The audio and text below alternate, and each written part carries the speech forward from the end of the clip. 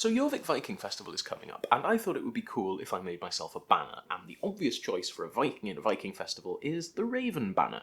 Now the Raven banner is a war banner, and it's probably symbolic in a number of ways. There are thoughts in places like the Anglo-Saxon chronicles that it may have had some kind of magical association, and Hugin and Munin, Odin's best buds, are ravens. So, we know from places like the Anglo-Saxon Chronicle and a couple of other sources that the Raven banner seems to have actually been used. In 878, we're told that a banner called the Raven was taken from some Viking raiders when they were raiding the Wessex coast.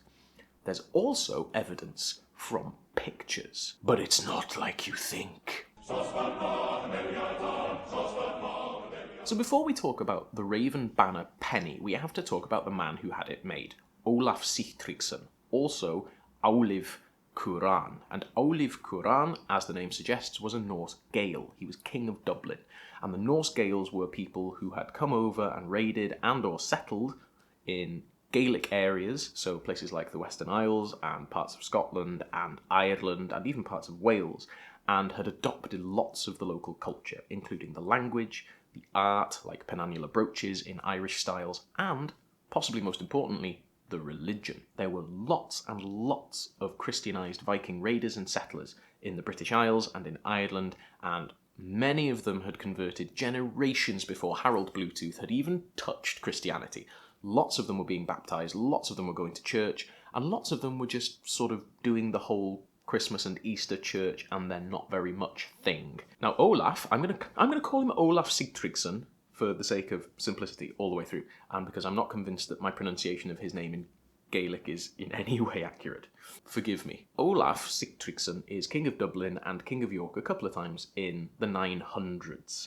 And whilst he is king, he has a very delicate balance to maintain. And the delicate balance he has to maintain is that in York, as well as in Dublin, he has a very large native population of Northumbrian and Irish Christians. Hi, Editing Jimmy here. It's later in the day, as you can tell from the complete lack of natural lighting on this side of my face.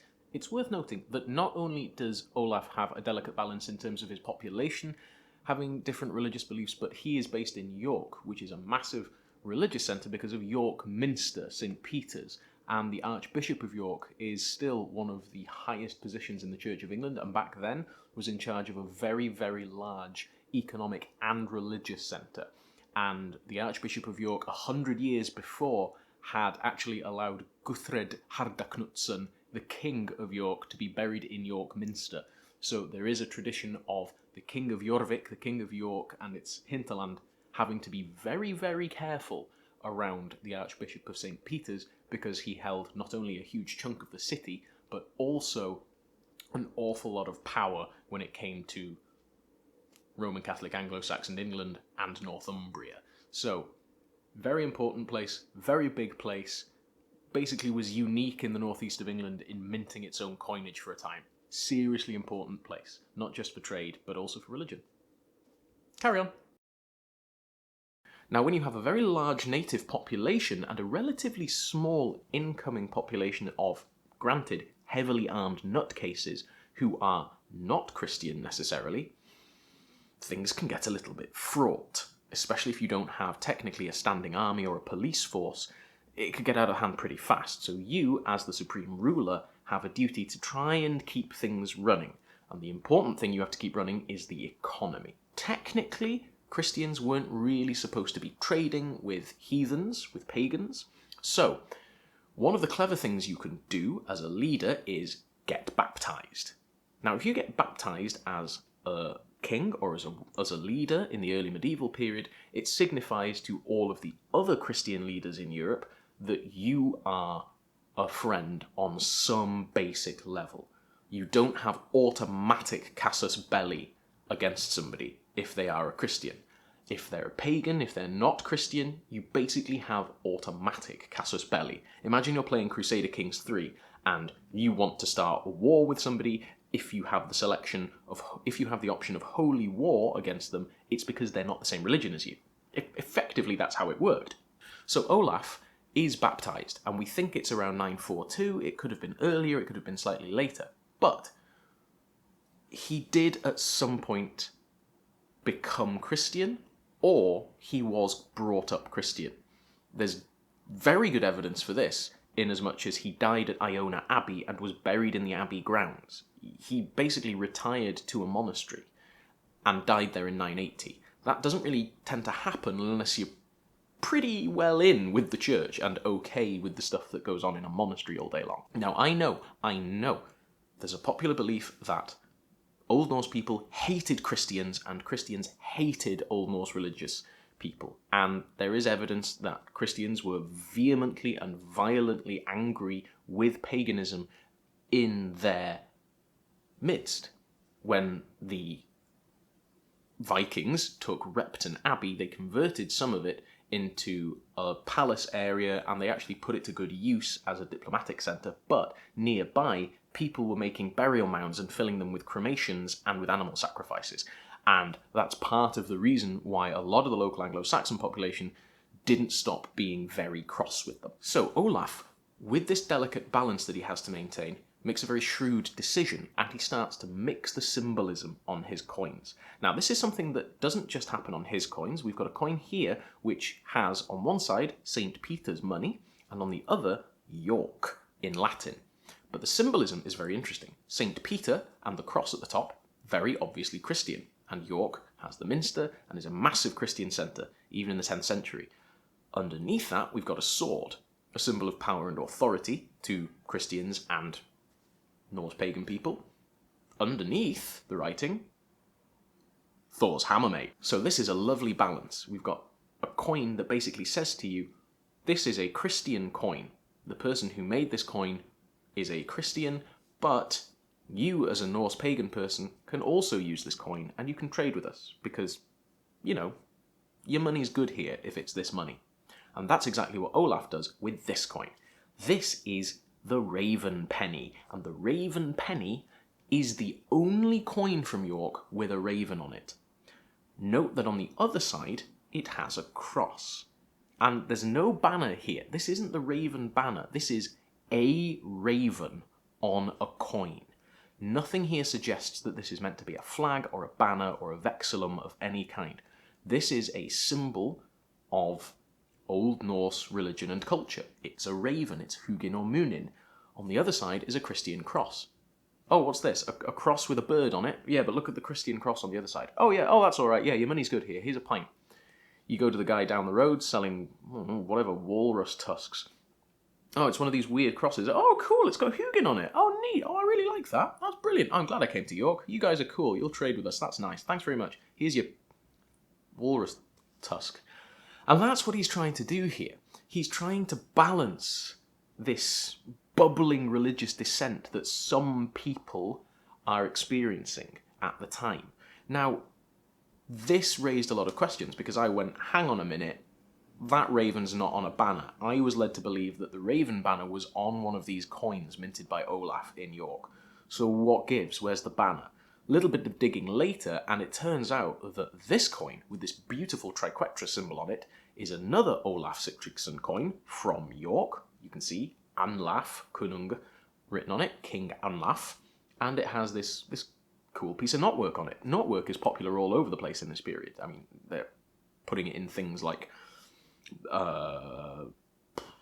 religious books in monasteries have it in,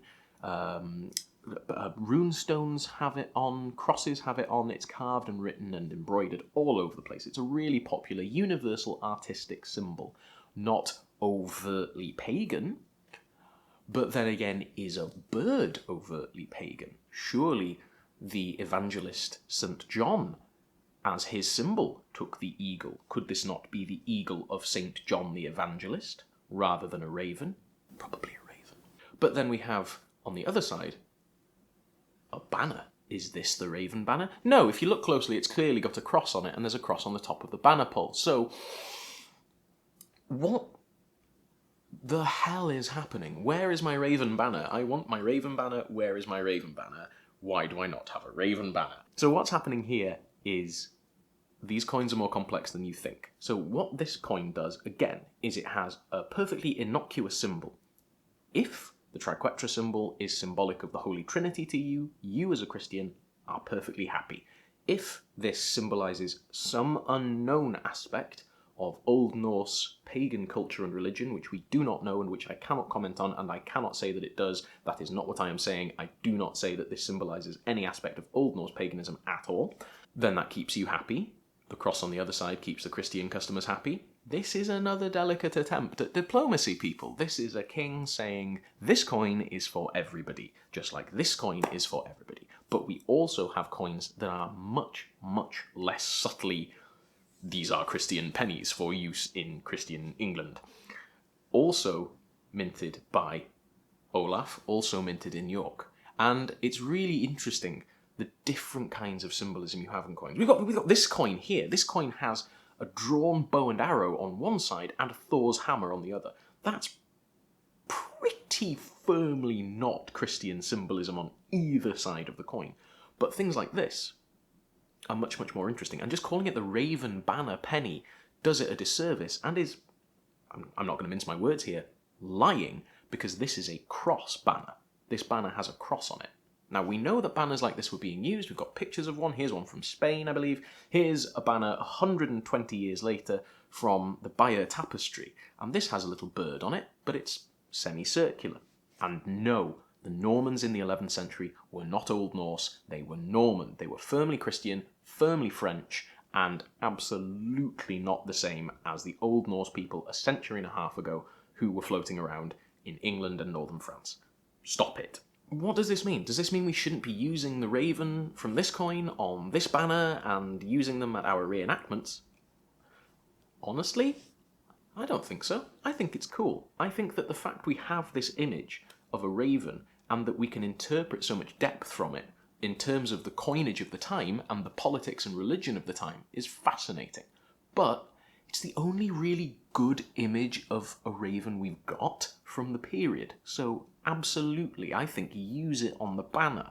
We know that banners like this were being used, and it looks great. It looks really good, doesn't it? It would be nice maybe if we used some of the other iconography, like the triquetra symbol or this drawn bow and arrow. That's a cool symbol, because if you're okay using a raven from a coin, why are you not okay using, for example, the Hand of God on your banner, right? Ethelred the Unready's Hand of God coin. Super cool. But yeah, the Raven banner, it's pretty based, right? It's pretty based. I mean, it's literally based on an image from the period that we have, and the same dude put a banner on his coins. So combine the two. I'm pretty sure that these kinds of banners had all kinds of crazy crap put on them. Were they embroidered? Were they appliqued? I don't know. Were they made of silk? Were they made of linen? Were they made of wool? I don't know. I can't tell you. But it's likely that these banners had different symbols on them. And if this is an image of a raven that works, I say use it. But don't call it the Raven Banner penny, because there is a Wikipedia page that calls it that, and if you scroll down to the references, you'll see that, oh, it's Sven Rossborn again, the guy who made up that stuff. I mean, who didn't make up that stuff about the Kermson disc and finding Harold Bluetooth's tomb in Poland. Isn't it amazing, on a completely different note, how pseudo-archaeological nonsense can get into the public's mind? So yeah, don't call it the Raven Banner penny. It's not the Raven Banner penny. There's a banner penny and there's a Raven penny. But you could also call this a triquetra penny. You could call it the Celtic penny if you wanted to be weird about it. But there you go. This penny represents a Norse Gael, a very complicated man with a very complicated culture, doing a very complicated job. And it's not as simple as just, he stuck the Raven Banner on his penny. No, he didn't. He used nuanced symbolism on his money to keep a complicated population happy. And I think that it's pretty cool that we can still have conversations like this well over 1,000 years after the man died in an abbey. So there you go. I really hope you enjoyed this little look into some of the money of the period and some of the interesting symbolism of the period that you find on coins. There are a couple of links in the description to some more reading and some of these images if you've enjoyed this. I could literally turn my central heating on in January because I got a couple of extra patrons, and you are making such an amazing difference. So diolch o'r galon. Thank you so much. Tan y tro nesa, till the next time. Unless I see you at your Viking Festival, and in Please do come and say hello at York Viking Festival if you're going to be there. I'll be wearing my big pink pants. Hwyl am y tro. Bye for now.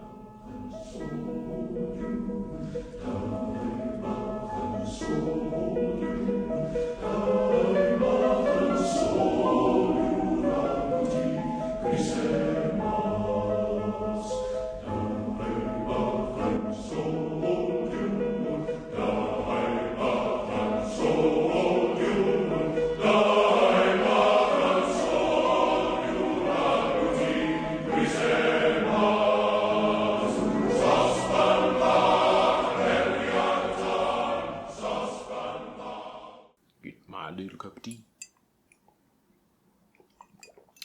Darjeeling today. Oops. A couple of people ask about what this mug is. It's the Ben Ear Ur, the New Ben Older New Build Locomotive Society mug. So have a look at the New Build Locomotive Society if you want to help some of my mates up in Scotland build some new steam trains.